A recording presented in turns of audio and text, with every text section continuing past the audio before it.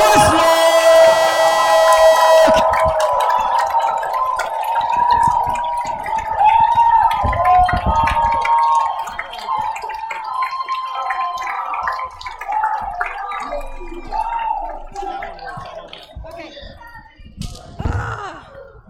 Hi, Abby Pony. Thank you for your patience. I came straight from signing your autographs, went to the bathroom, bit a sandwich, and here I am. So, just so you know, I wasn't just, combing my out of control hair today. So, thank you for coming. Thank you.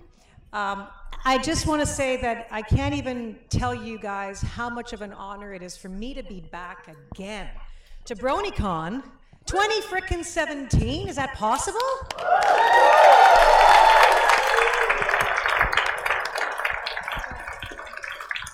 I feel like moving around.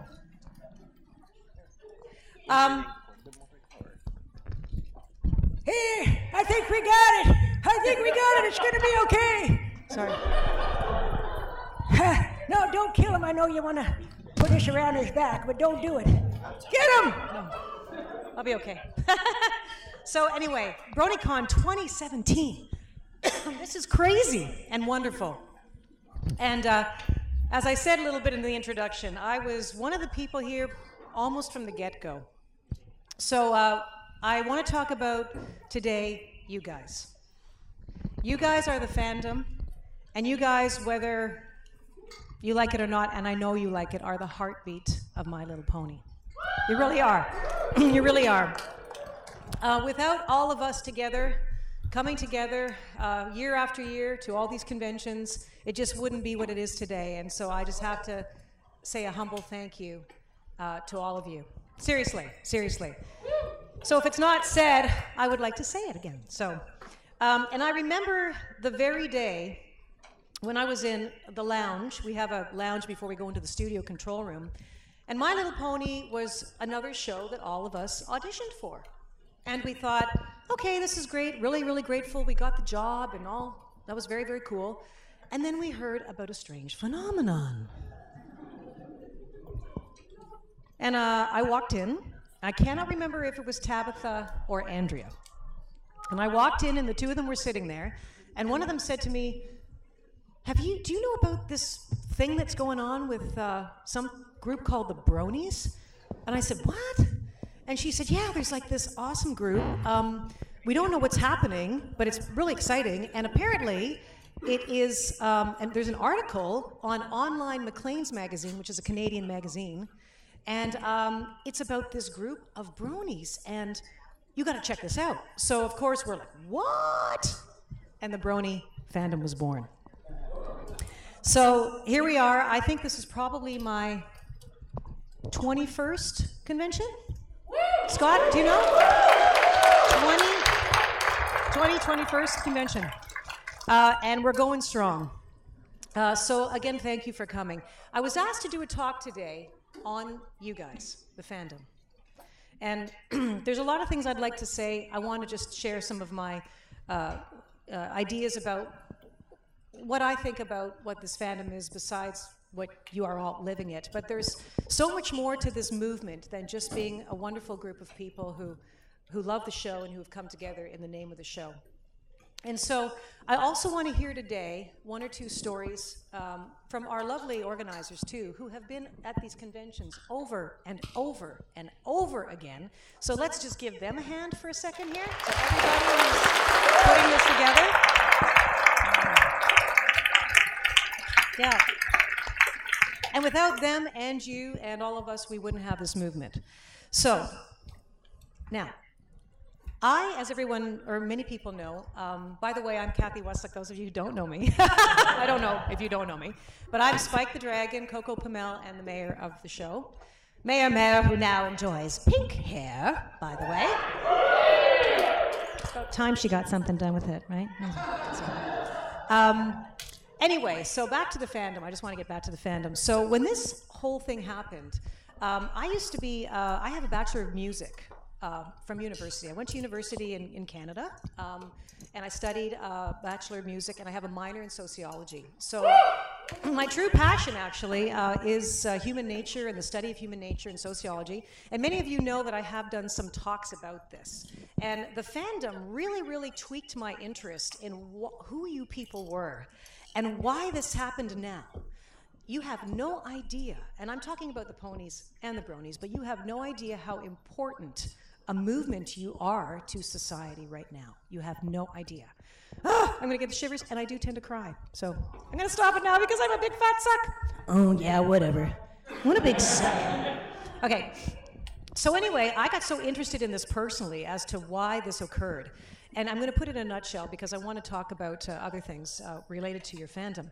But I said to myself, why this group of individuals? Why now, in society now? And what was it about this show that actually activated hearts so much? Actually affected us so much that it brought us back from difficult places in our lives. It brought us back from feeling isolated, from even more serious situations. It helped us realize that it was okay to be unique. And in fact, it was an asset to be unique. 21. 21% cooler.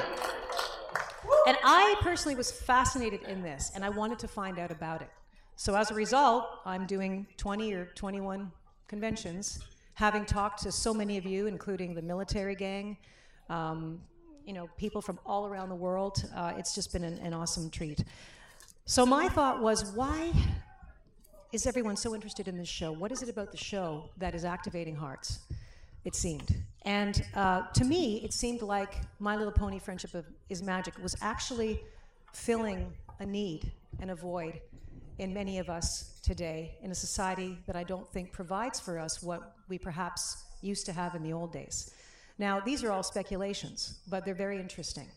So my question was, why this group of people? And a lot of women are proud to be called bronies now. But why initially were there young men and boys that were interested in this show so much? And what it said to me is, we all fit in. We are all part of a whole. And I think that there was a time where many people who felt different, unique, having a difficult time in their life, really had nowhere to turn and didn't know where they belonged. And so to me, there was a bit of an identity crisis, and I'm talking about in a good way. I'm not talking about a stigma. I'm talking about a movement. And so what did this show provide? So one of my theories, just to kind of move this along, is that heart matters. My Little Pony, here was a show that was not only interesting, technically, written well, incredible music, fantastic actors.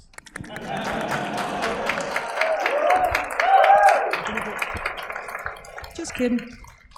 What was it about this show that did this? And I came to believe, and actually a few of us are going to be studying this in depth, like really in depth, and that's all I'm going to say at this point. But we're not done with you guys. So to me, the show provided, and I know you know this from personal experience, a place to feel that you belong, a place to fit in, a place to say, this is who I am, and I got something to say. Instead of, wait a sec, who are you? You're not like me. I don't want to hang with you. More like, awesome. What do you think about this? This is so cool. How do you see this? Really? Let's become friends. Tell me about this. Let's open this up. Because of you guys, you actually changed the face of the fandom in marketing. Here was My Little Pony, Friendship is Magic, that was geared traditionally to small little girls and a certain little thing. And now we have you. 5+ million strong across the world. So, something to be very proud of. So, the show, by watching it, it seemed to do so many things. It seemed to energize. It seemed to motivate. It seemed to, again, heal. And it brought people together. So not only did it heal us, but then it motivated us to want to spread the word. And then after we were motivated to spread the word, then we started creating charities. And it got bigger and bigger and bigger. So there's something to good deeds, love, heart, kindness. Am I going to go into the elements of harmony soon? Right? Being contagious. When you do something nice for someone, or even for yourself, you have a sudden feeling of feel-goodness about it. And then you want to spread the word. And then you want to create more. So I think there's something to that. And I think it's really, really important that we continue to be that. So the other thing that was very, very interesting, and I said this in a talk in another convention, that it fascinated me that there were scientists out there, in quotes, but scientists, I don't want to judge it because I do believe there's truth to it. But there's a book called Power versus Force, and it was written, I think, by a man named David Hawkins. And he actually was able to monitor and measure the frequency of emotions. And he found that the emotions of joy and positivity and that sort of thing had a much higher frequency that it vibrated at than energies and negativity and sadness. That sadness had a very, very low frequency, and it was very, very difficult to actually sustain a bad mood. So, can anyone tell me, of all the emotions, we can pick one. Now, okay, I'm just going to say enlightenment is at the top. So who's at enlightenment? I know I'm not, okay? But what do you think is next to enlightenment, at least in his measurements, as one of the most highest frequencies, the most contagious? What is it that makes us feel good? What emotion do you think? Happiness. Happiness? What? Empathy? Everything. Love? Joy? All of those rank above a certain frequency, a certain, I don't know if it's not decibels, but there's a certain thing. All of those are in the higher range for sure. But you know what it was? Peace. It was peace. And after love was actually truth. And so I began to take a look at this and say, what the heck does this mean? Like, should it not be love? Should it not be? But all of these emotions vibrate at such a high energy, and when we get involved in participating in that kind of thing, it literally tends to be a contagious thing. It tends to magnify in the next person. Do you know what the lowest frequency is? That's very, very far down. That's a big one too. Very big one. It's along the lines. Shame's a big one, yes.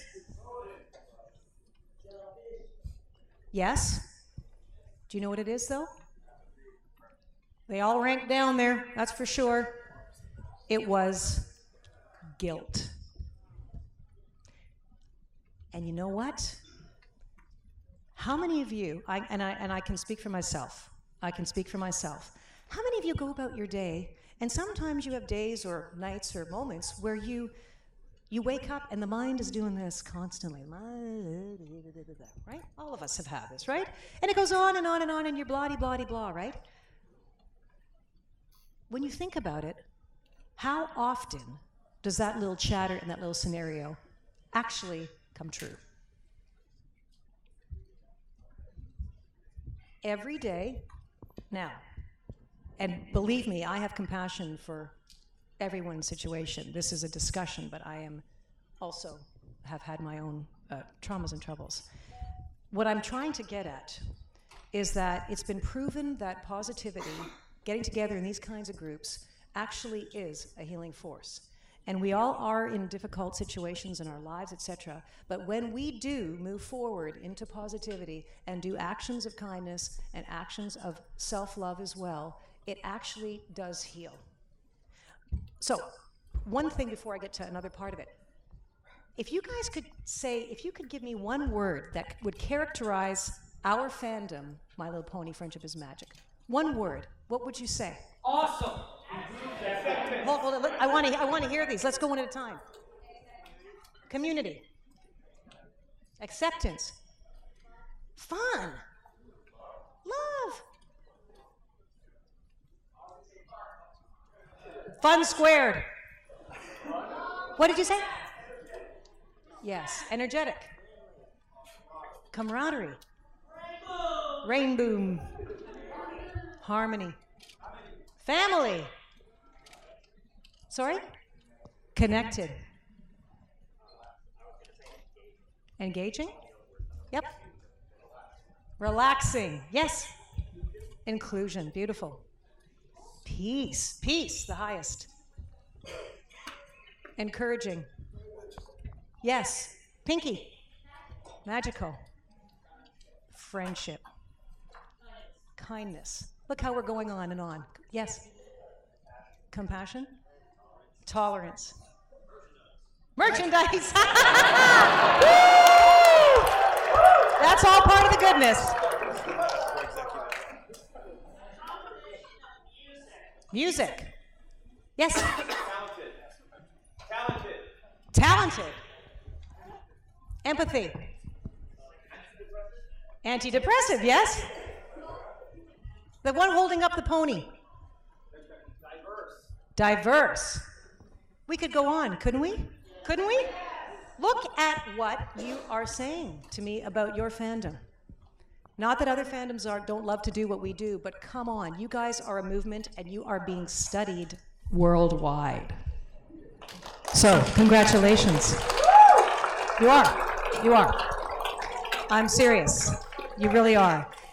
And so I just wanted to come here today to encourage you guys that what you're doing, even though we are all human and we're still experiencing the things that we do in this lifetime, is to take heart that there is positivity and that positivity does change things. I want to give you an interesting, really interesting example of that. And you may even be interested in reading this book. Now, this book has been out for quite some time. It's not a new book. And I think maybe some of you have even read it. But it's really something to look into because it's really quite awesome. So the book is called The Hidden Messages of Water. Have you heard about the book? Okay, it's called, yes. So The Hidden Messages in Water. This was a book that was written in 2004. It's an earlier book, but I really encourage you to read it. And there was a scientist who was an entrepreneur and an author who was Japanese, and his name was Masaru Emoto. And this man had a strong belief that positivity and all of these qualities actually could have an effect on our lives, actually could change our lives if we committed to it as best as we could. And so what he did was an actual experiment. And he took 2 containers of water, and he did this with rice too, but he took 2 containers of water, and he actually did 3 different things with each of those containers. In one case, he actually taped on a word to the container of water, and this has been literally proven. And on one, it said harsh, and on one, it said kindly, or that could have been the rice. Same difference. He pasted on a positive word, and he pasted on a negative word. Another experiment he did with water was that he basically spent some time, literally, as odd as it might sound, talked to this water and sent energy to this water and positivity to this water. Okay. Right? I do that to my food sometime. Anyway, my chocolate and my gemstones. Yeah, whatever. Spike's in there going, get on with it. Okay, so I love you, Spike. And so the third thing was that he actually played beautiful music to one, and then, well, some might love rock, and I do too, but heavy metal music to another. Heavy metal music. And what he did was he had a photographer photograph what he did, which was he froze the samples into crystals, water crystals. And then he put them under a microscope, and he saw what each of these crystals looked like. And the crystals of water that had positivity played through music or pasted onto the jar, or happy words were said to this, were all beautifully uniform like snowflakes. He even took water droplets from a polluted pond in Japan and did the same thing, and those droplets started to form in beautiful patterns. Whereas the opposite occurred with the crystals. They were not uniform, some had coloration. And this is very well documented, so you might want to check it out even online. Emoto, E-M-O-T-O, Masaru Emoto. All to say that our emotions and positivity go a long, long way, and they're contagious. and they can change our lives if you commit to that as best you can. So I wanted to ask maybe one or two of our organizers just about how they were affected by My Little Pony, and maybe one or two of your stories. And then we can turn this into a Q&A, or a comment-and-A. So, do any of you want to... Scott, you want to come on up? This is Scott Kinnersley, everybody, who is one of our longtime organizers, who's been a real support to the conventions and to all of us. So, Scott, tell us how you were affected by it. Well, hi, everyone. I had a lovely time with Cathy in New York when we had this kind of a panel, and we had so much energy and positivity coming out of it. It was a great experience to share, so we felt we'd kind of do this again, in a way. Just to kind of let you guys know a little bit of background on my story. I'm 40 years old. I've got 2 kids. I've been married for 18 and a half years. And as a father, I'm looking at the landscape of entertainment and television in particular. And it's terrible, right? You look at general TV and try to find something that has a positive message, reinforcing good social values and interactions with people that I can let my kids watch and not worry about what they're seeing, right? It's hard to find. I can't say that it's only found in MLP, but it's very difficult to find something like that in today's landscape in entertainment. Everybody's looking for a cheap thrill. Everybody's looking for something that just wastes their time for a little while, escapism, that kind of thing. And what I found with My Little Pony was actually very akin to some of the shows that I watched when I was growing up. One of my original favorites was Gummy Bears. Anybody remember that or seen it? Okay. Very similar ways that things were built in that show. It had really good characters. They had character development. They had stories that were not repetitive.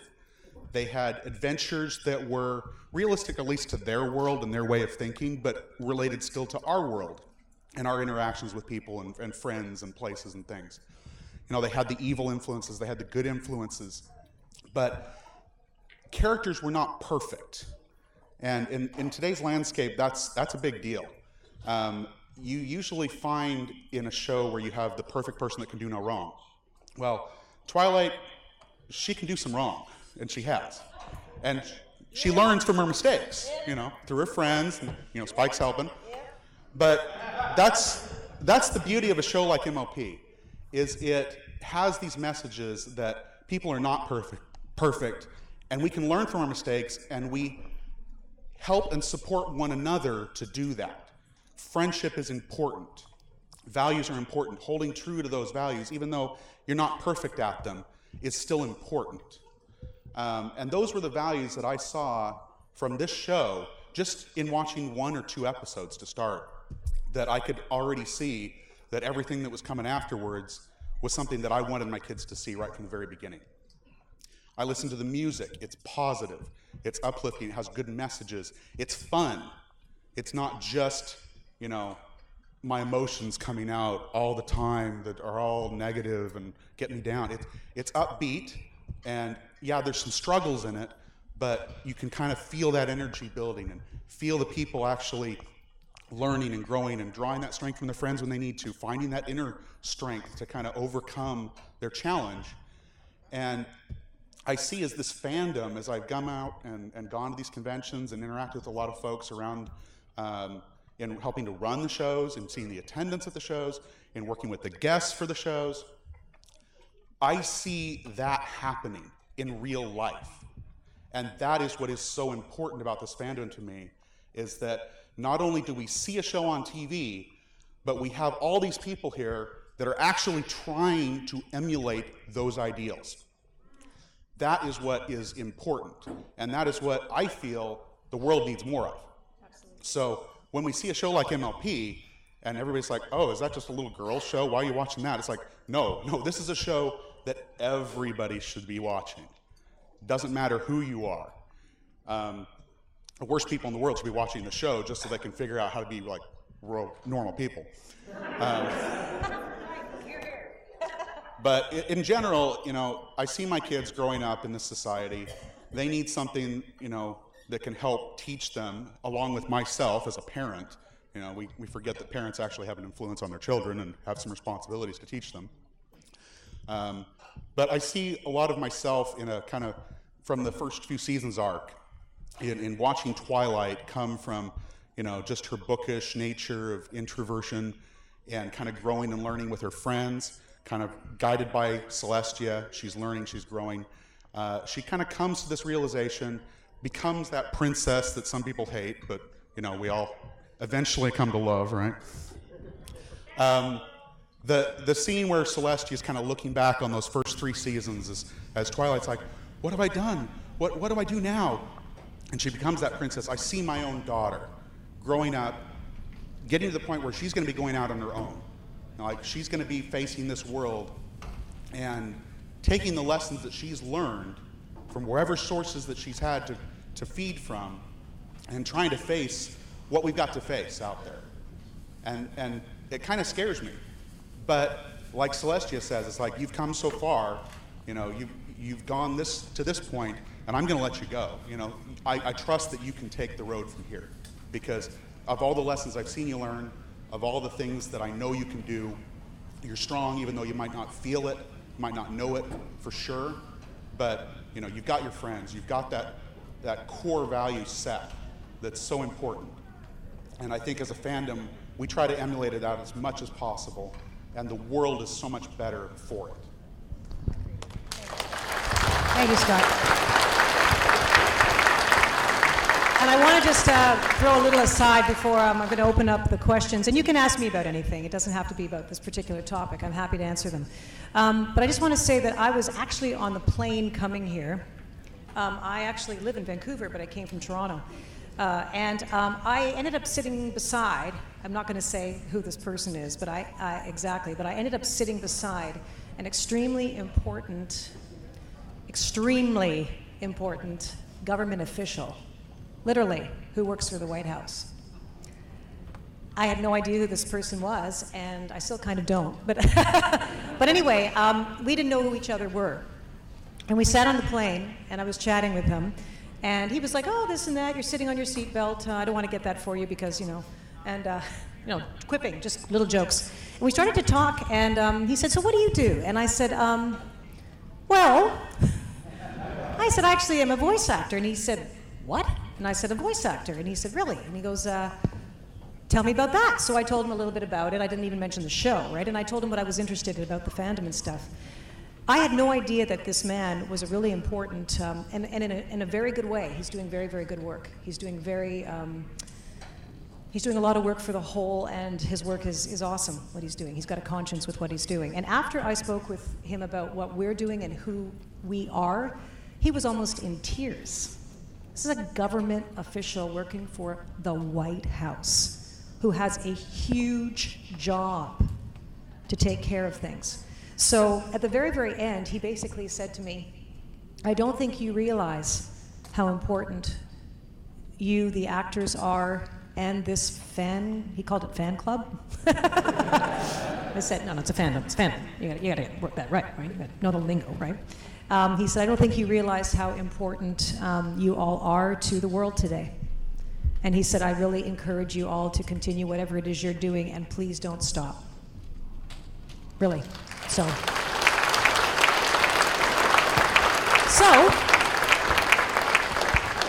on that note, we don't have, I don't think, too much time, and of course I was eating the sandwich, but I'm happy to answer any of your questions, whether it be about the show or about anything if you want to. You may not have any, but I think there's probably one here somewhere, and we'll just finish that up. But I just again want to say thank you all for being who you are, and I know it's difficult times. I know it's difficult times, but let's just say they're changing times. Let's say they're morphing times, and they're morphing for the better. Sometimes the blister has to pop a little bit. Oh, that's disgusting, isn't it? Before things can heal, okay? What are you talking to me about that kind of stuff? You know, it's sick. You know, you want to talk like that to the people, okay? They're here for positive stuff, and you're talking about zits, okay? Okay, yes, sir.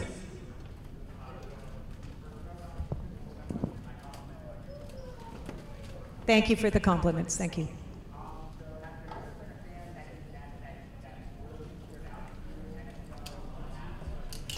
Has there ever been a fan that I have met that has stood out to me, and then what happened? I can't even count the number of fans that have stood out for me. You all know that. I take photos of you and I post you. Whether you like it or not, you get posted. I get letters. I mean email. Oh, that tells you how old I am again. There are so many stories I can tell you over the number of years that we've been going to cons, for me since 2012, you know. Again, the theme of all of them are heartfelt stories about how people's lives were saved or changed, or how they met friends that they never thought they could have. And so every one of you truly and genuinely have affected me. We have had people who are just happy as can be, and things are at the moment going well for them, and other people who are facing many challenges and losses. And to me, everybody equally gets my attention and is, to me, equal. Does everyone here have a heart? Right? Does everyone have a heart? Is everyone's heart beating? Right. So what do we have in common? We're all the same, in my opinion. All the fans, to me, are special. Yes, sir.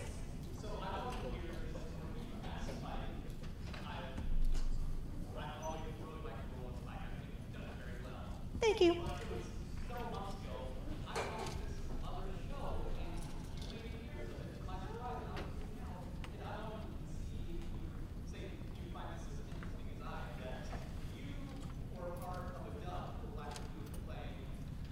Yep. Yes?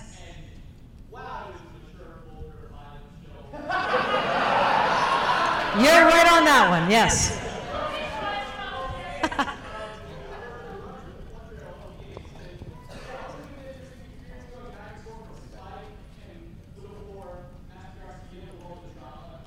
Well, yes, but I want to explain something about how these jobs come to us.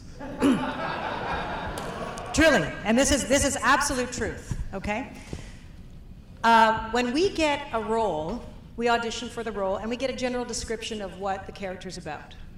I'm the kind of person that doesn't want to do violence, right? I'm the kind of person that, like, I have a bar where I won't do certain work, right? So in this particular case, we get a small description of what the character is about, and sometimes we don't get the overview, and most times we don't see what the other characters are doing. So that was kind of the case with this guy. Even though it was intense and he was going through his things, I had no idea what my dear, dear friend Mareka Hendricks was about to play, and I don't know that she did either. So do know that we don't really have the full specs of what the character is. Now, if it's obvious and the whole show's like that, I just don't do it. But there are occasions where those things come up, and there we are. And an actor has to work, but I do have a line that's drawn, just so you know. Yes, sir. Back. That was, by the way, Garcia and Black Lagoon he was talking about. Yes, in the black.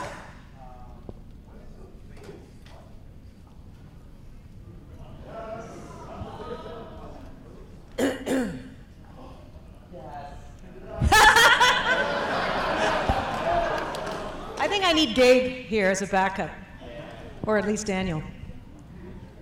Of course, the times they are a changeling. Of course. Of course. Hands down.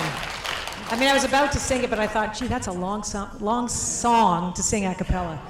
But it is a beautiful song, and I really myself was in tears. Now, I do have a background in music, so I have a keyboard at home, and I saw the basic notes and sort of the track for this thing, the basic skinny track kind of thing, which wasn't flushed out yet. It was just kind of basic. And I looked at that and I thought, wait, they're giving Spike a song? A, and two, he has a full orchestra behind him?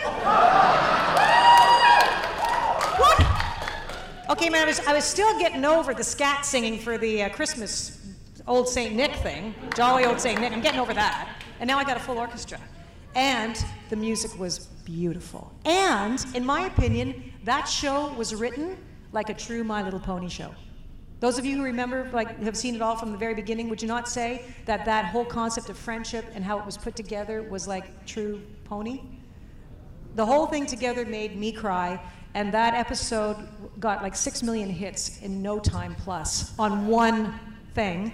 And Daniel had no idea. I mean, the production staff were crying too. The production people were crying when they saw it. So that's my favorite. Although I have to say, I really enjoyed acting in the Discord and Ogres and Oubliettes thing. I mean, that was for me. That was crazy because like Spike was so into it. They're like, no, you really got to know this game. You got to really. Okay, so like, yeah, more, go further. I'm like, so he was like so into it, right? So that was very cool, and it was nice to have a little bit of direction, because I don't play a lot of video games, as those know in whatever con I was at and having trouble with. Justin. I was curious about, I saw that you actually did, or you worked with the city cast of G2, My Little Pony Tales. Mm-hmm. And I'm just kind of curious, though, from your perspective, how was working with that different from G4 right now? Incredibly, because I was the role of Rarity. In G2, was it G2 or 3? 3. Oh, My Little Pony Tales. Okay, so we're talking about something else. So G3 was, I was in one of the earlier My Little Ponies, and I played a baby pony, a tiny pony, and she was a little girl, and her name was Rarity. So let's get take a look at that, Freud. There you go. Proof. So what he's talking about is that there was a series called My Little Pony Tales. And that was G2 then? You guys know more than I do. Okay, so I'm gonna have to date myself again. I'm older than you think, and you might not want to trust IMDb. Anyway. I don't even know if I remember what I said. I'm so old. okay. So in that one, I actually was asked to be the music director for that show. So all the music in that series was directed by me. It wasn't written by me, and etc., but it was directed by me. So that was an interesting thing to go from the director. And I did a lot more production in my early days before I was an actor. So that's how that happened. But yeah, it's kind of a strange My Little Pony doing this in one, another, and now I'm Spike. It's very bizarre. Oh, that's okay, don't worry. But don't do it again or I'll send my griffins out on you.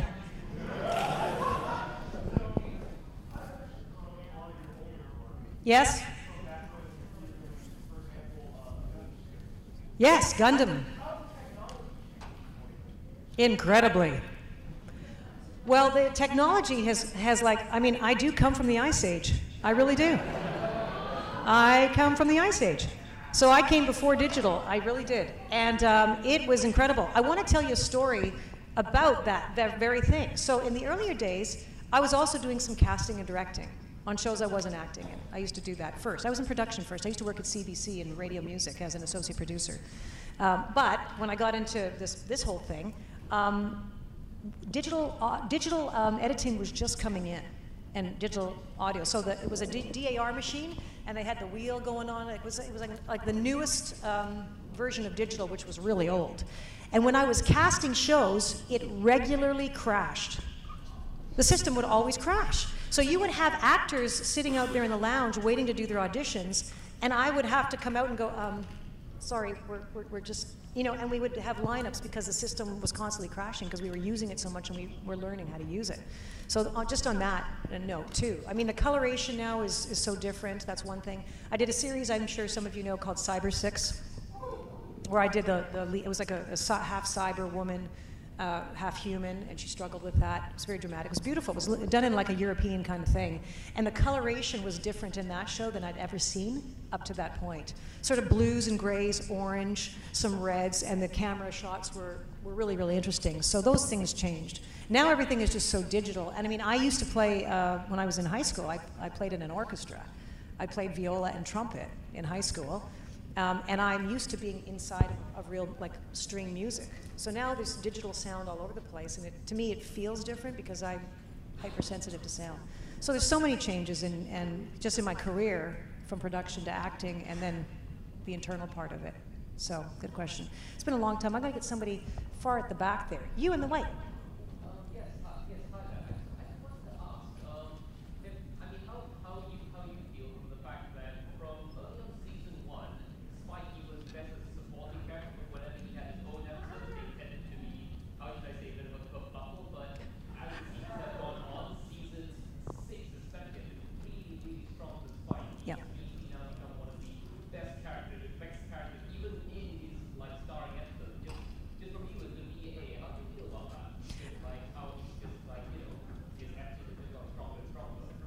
Firstly, I love your accent. Where are you from? I'm from England, but I'm really from Malaysia. I've lived in England for the last 5 years, that's why I talk like this now. Because my brain's going English, English, English. I'm like, no, there's something else going on there that's very awesome. Love your accent.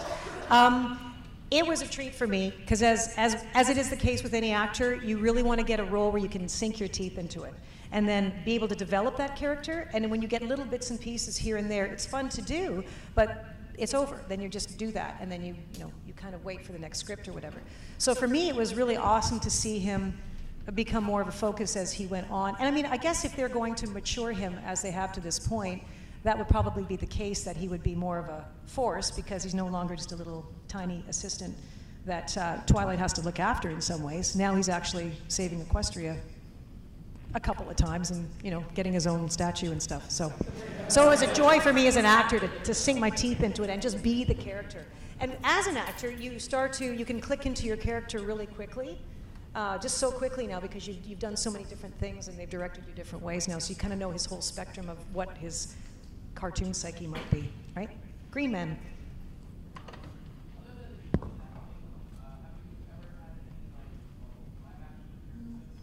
Thank you. He asked me if I had any live action appearances. I embarrassingly say yes. Again, it was a long time ago, and it's quite embarrassing, but I will tell you, and then you can figure it all out yourself. Just don't put it on YouTube. It's already on YouTube. Yes, I did some on-camera acting in the earlier days. The way things went was I went to school, I got the degree, I did a co-op with the CBC Radio Music Department. I got into production, and then from there I got into voice acting. At the same time, I thought I would try TV acting. So I got an agent who did all of it. And so I would be sent out as a new person to do all these on-camera roles. At the same time, I would get auditions for cartoons, what we call ADR, which is lip syncing, and commercials. Do I tell you this or not? Well, just how far back this goes. I mean, I go back pretty far. I mean, as my mom, people say, well, you look so young. I'm like, I guess it's the broccoli or something. Anyway, so I've done Stargate. I don't know which one. I honestly don't say SG something. I've done Stargate. Thank you. People know, I don't know. There was a show called Cold Squad I was in. I'll Be Home for Christmas. Some people know that one. There's one called Mantis, which was really obscure, and there was another one that had a really good a role, and I don't know why I can't find that episode, but it was a really good chunky role, and I think I can even remember it. Just Cause. It's called Just Cause, and I think I played a lawyer in that one too. Yeah, so I've done bits and pieces of many shows, guest starring roles, and I have to be honest with you, I hate memorizing. I really don't like memorizing. I can do it, but it freaks me out a bit.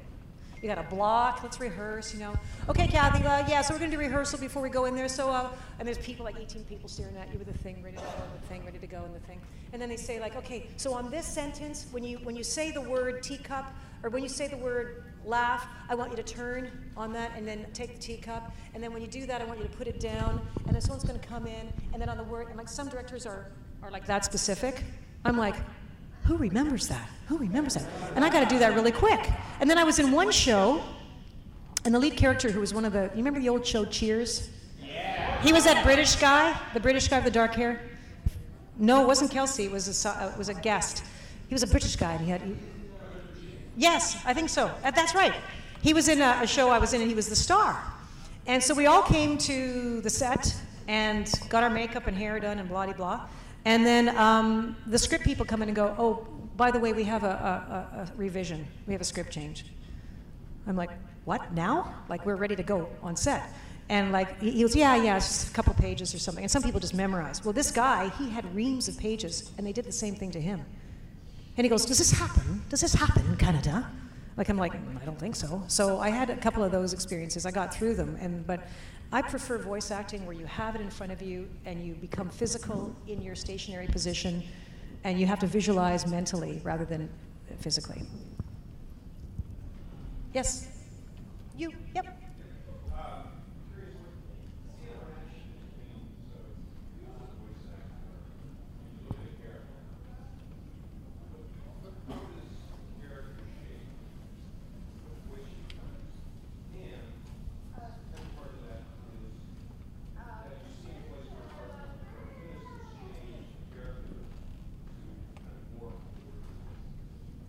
Okay, so the question was, how do you basically form a character, I guess, to the drawn character you're given? And then the reverse, I mean, there's animators that draw your character, and then how do you adapt to that? Is that, am I on that? So typically what we do, and I've been doing this Again for 20 plus years. what I do, and I also teach, and I've taught for almost as long myself. I still teach when I can on the side. I do workshops and privates. What I teach is that if there's a picture, a description of the character, and a dialogue, usually. And if you have a picture, what I recommend is, we have to go soon. Okay, to quickly answer that question, what I do is I say, look at the picture first and ad-lib as if you're that character. So if the character is human being drawn, obviously it's going to be more likely my voice. I'm going to go with my voice first, and if she's in an action thing, I go with that. If it's a potato, I played a yam. I've played a yam. I'm just letting you know. I played a yam, I played cherries, I played an oyster. Okay? I'm just saying. So if I'm playing an inanimate object, like I had to play a little chubby elf. What does robbers do? Yeah, that's really neat. I didn't know robbers stole stuff. I thought they were just kind of cool. You know, so I'm like, okay. So I look at it and I sort of get the shape of the character, and I get an idea of what I think it should be. And then I play with that, and I ad-lib a little bit before I even go to the words. Never go to the lines first. You won't be free to act. You'll be locked into a left brain way of thinking, and you cannot be directable. So you ad-lib first as the character in general, then you find the description and alter your character a little bit, always a little bit, she's a little bit more mean, or she's a little bit this, and you ad-lib again, and then you go to the dialogue. That's how the process is. The other stuff is motion caption stuff, where they're just doing, for video games, they have to have people dressed up and they wear cameras on their heads, and they sort of take so that they can have an actual physicality. I don't do a lot of that. I used to do a bit in the past, but that's not really what I do now. Thank you all. I'm gonna have to go, and we just got started. But bronies and ponies, you guys are awesome. Awesome.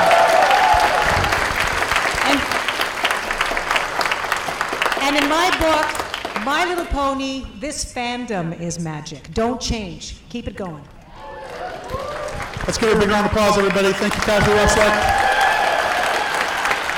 She'll have autographs up in the autograph room at 3:30. Have fun, you guys. Stay awesome.